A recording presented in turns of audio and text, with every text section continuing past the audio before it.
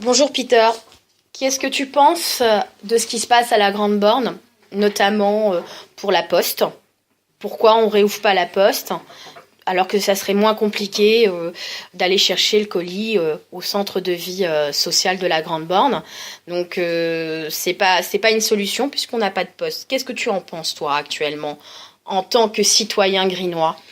Je pense que une ville qui a pas de poste est une ville morte, donc et puis de toute façon, on n'a pas pensé spécialement aux personnes qui ont un handicap moteur ou un handicap mental.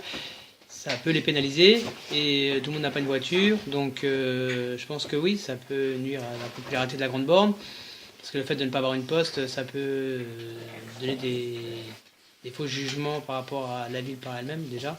Et je pense qu'il faudra revoir toute la structure de la Grande Borne, si ce n'est qu'équiper la ville de systèmes de caméras comme font d'autres villes.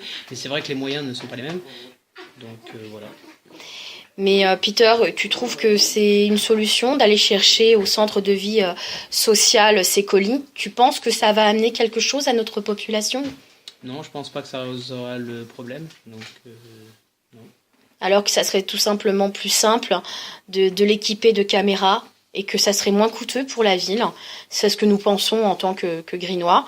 Donc on en a un petit peu assez de ces problèmes qu'il y a au sein du quartier. Les services publics ferment de plus en plus dans notre quartier et nous n'avons pas de solution.